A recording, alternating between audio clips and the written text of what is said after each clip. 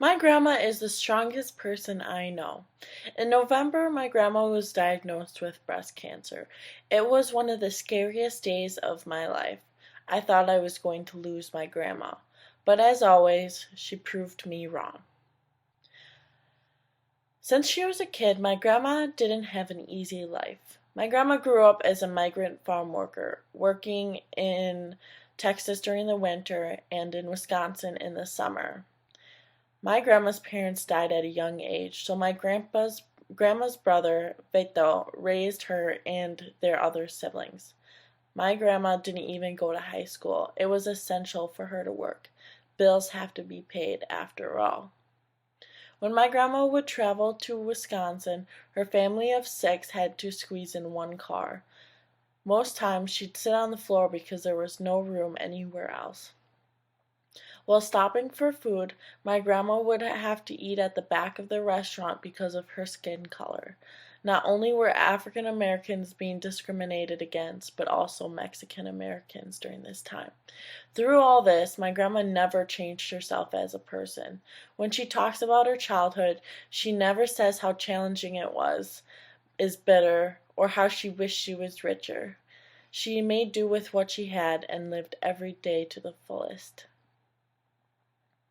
When my grandma grew older, she took a full-time job at a bottle factory where she tried her best to provide for my dad. So when my sister and I were born, she spoiled us rotten. Whatever we wanted, we usually got. She would hide ice cream for us in the freezer and then say, "I won't tell your mom," and watch us happily as we ate a whole gallon of ice cream in one sitting. One of our fondest memories with my grandma is when she would take us to Chocolate Fest in Burlington. We would make it a whole day trip. My sister and I would spend the night before at her house, and then we would wake up at 7 and get ready to leave. Once we were at the carnival, we would ride the ride for hours on end. My grandma would always stand and wait for us at each ride. By the time we were 12, we had ridden every ride there.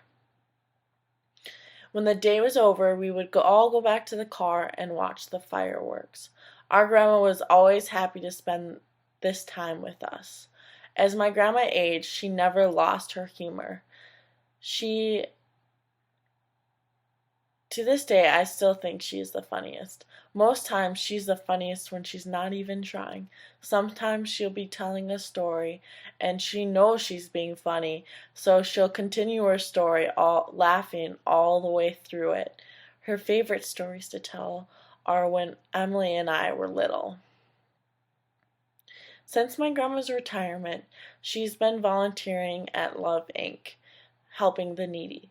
She's been volunteering there the past 6 years. Even when she was diagnosed with breast cancer, she still found a little time to go and help. For me, when my grandma was diagnosed with breast cancer, I was terrified, but she was determined to fight. She would say, "I have to live long enough to see you graduate." After her battle with cancer, she is now in complete remission. My grandma has taught me to be a hard worker, compassionate, fun, loving, and despite all your hardships, it's only a few bumps in the road. Thank you guys for watching, and I hope you like my grandma as much as I do. Thank you.